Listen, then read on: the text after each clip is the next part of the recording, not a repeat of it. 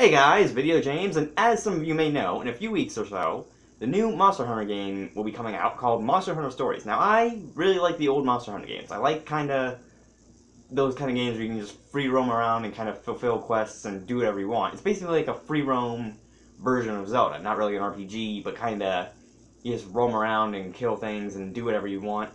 Except that it's not really like Halo or anything like that, where that's the main goal.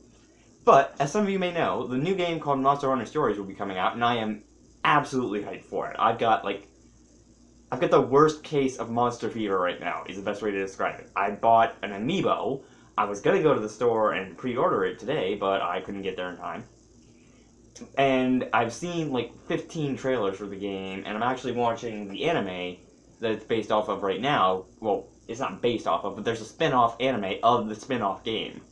And I'm watching that right now to kind of get myself informed a little more on the story, because it looks like this is going to be a story-based thing, which is kind of cool, that they're adopting this into a new RPG, but I'm going to get into that in a little bit later, because that's actually one of the main topics of this.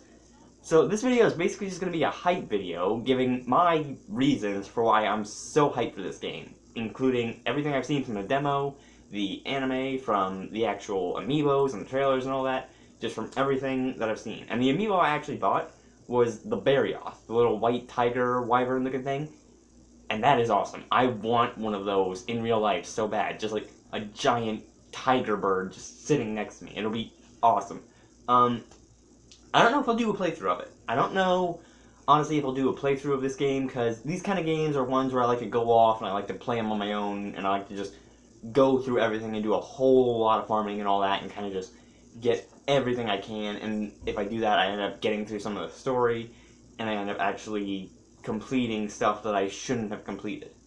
But we're going to get into the reasons why I'm so hyped for this thing, and the first thing is it's kind of more details of the game.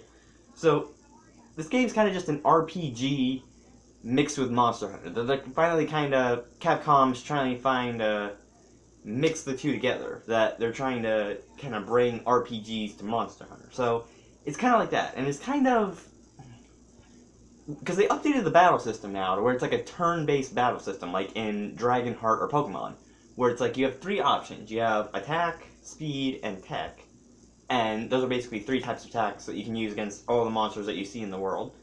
And it's kind of like an RPG sort of attack system that's not really just you go around, running around, just doing random attacks, but it's kind of set up, and it's kind of giving you options instead of just letting you do whatever you want, which I admit was kind of a staple of the old Monster Hunter games. So the old Monster Hunter games allowed you to have a lot more control over what you were doing, and that kind of made them really popular, especially for when you're fighting the really difficult monsters like the Nargacuga. That the Nargacuga's actions were so sporadic and all over the place that you kind of had to have like precise and equally as erratic control over yourself to kind of keep up with the Nargacuga. And I feel like that they're slightly going to be taking away from Monster Hunter when they do that, that by introducing a turn-based system, it's going to be slightly taking away, but since this isn't going to be like a traditional Monster Hunter game, and it's going to be a kind of spin-off game, then I can see why they're not trying to really keep too close to the old Monster Hunter, because it's a spin-off. It's not really the exact staple of what Monster Hunter is. Like, for a lot of people, the staple of what Monster Hunter is Monster Hunter 3, where the Nargacuga was first actually shown. And that is actually one of the monsters that I am most looking forward to in this game, by the way, if you couldn't already tell, because the Nargacuga is boss as all heck. But the game's also got an involving story and characters. Like, you got a new storyline that kind of pulls you in a little bit more, and you get kind of attached to all the characters, like Cheval and Naviru, you get attached to them. Lilia, you do get kind of attached to. Raffi, you definitely get attached to, which is the little Rathalos baby that you can get in the beginning of the story. And I do think you can actually find him later. I'm betting top dollar that you are able to find him later in the game. The exact same Rathalos. And be able to get him. Because, okay, spoiler if you haven't seen the anime or played the demo, Raffi gets attacked by the, well, he doesn't get attacked by the Nargacuga. He gets hurt by the Nargacuga and flung over the side of a cliff. So, you kind of lose him for a couple years. Literally. You kind of just ignore him for an entire year, and then a few more years pass, and you end up just finding him later, I assume. But it really is kind of trying to make it an RPG now. That Monster Hunter is kind of turning into more of an RPG rather than kind of a free roam kind of quest game, which is what it used to be. That Monster Hunter Generations and all that, and Monster Hunter 3 were all kind of quest-based games that you kind of just went around and fulfilled specific tasks and did whatever you want and made yourself stronger.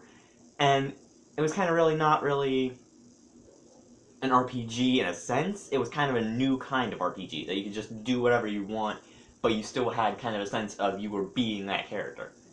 And another thing about this that's kind of different from the old Monster Hunter games is that you actually get to capture the monsters. So it's kind of like Pokemon, but you don't really capture them per se. You have to look for monster dens and collect the eggs, which actually makes it a little bit more rewarding, especially more than Pokemon, because if any of you ever play Pokemon, it's just like you walk into tall grass and a random Pokemon jumps out at you and it's like, oh, Pokemon, Pokeball, mine. But then if you go to something like Monster Hunter, where you actually have to find the egg, and every time you find an egg, you risk a chance of dying by going after it or getting attacked by the monster mommy, then it actually makes it more rewarding when you get like a rare monster like, say, Nargacuga or Rathian or Tigrex. Tigrex is also a really cool monster. I do want him as well. But it makes it more rewarding when you capture the eggs and you get the eggs. It makes it feel like you're actually accomplishing more than you would in a game like Pokemon. And this game too, it has amazing design. That's another thing about this game, is it has absolutely stunning design. That they basically appropriated the old map of Monster Hunter and the old monster kind of sketches and all that, and all the old weapons, and they did a really amazing job. That the landscapes are awesome, the monsters are almost as detailed as they used to be, if not more. In fact, I actually think they are more detailed, because they have a lot more kind of things and thises that I really see compared to Monster Hunter Generations and Monster Hunter 3. That they got a lot more features, like a lot more monsters have extra attachments, extra wings, and stuff like that. And it really is a high level of detail that they're trying to appropriate. And the fact that they did it so well, that they brought over everything from those kind of games so well into this kind of format of animation is just absolutely stunning. That it's not really the quality of the animation, because the quality is really good, but it's the fact that they took the old animations, which were already amazing, because they were appropriated for like almost live action stuff, and then they brought it over to this kind of cartoonish, almost sort of thing, and they made it look absolutely stunning. That is what amazes me most about the new kind of design. And the frame rate for the games are actually really good. The frame rate is absolutely amazing for these games. It doesn't really lag, and sometimes it actually seems to run faster than possible on the DS. That it seems to be moving faster than you would think it should. And the monsters, again, they look cool as all heck. That the Nargacuga, the Tigrex, the Rathian, they've all got so much cool features to them, and every monster kind of just got a better design to it now that they got, well, not better design, but they got a more kind of pronounced design. That with the new kind of animation, they kind of made the monsters a little more pronounced, and that's what makes it look so good. That it makes it look really nice when you're looking at it and you're like, that monster is extremely close to the old game, and I'm seeing something that I haven't really seen before. Like, I didn't notice that the Nargacuga had that ring on its tail. And it actually does make it seem really amazing. And then, another thing about this game is that they really did keep a lot of the old features. That the original Monster Hunter sounds, those are still there. A lot of the original music is still around. Basically all of the monsters are still showing up. They even got the little Kelbies and the little Kelby kind of differences. And they do have a lot of differences in between the new monsters as well, which is really cool, because you got like orange and green Rathians, and then you got a pink one. And it just makes it look and sorry. And it just makes it look and sound like the old Monster Hunter games, and it brings back that nostalgia feeling, but it still keeps it where it's like a new game. So it really kind of captures the old Monster Hunter and brings it forward into a new generation.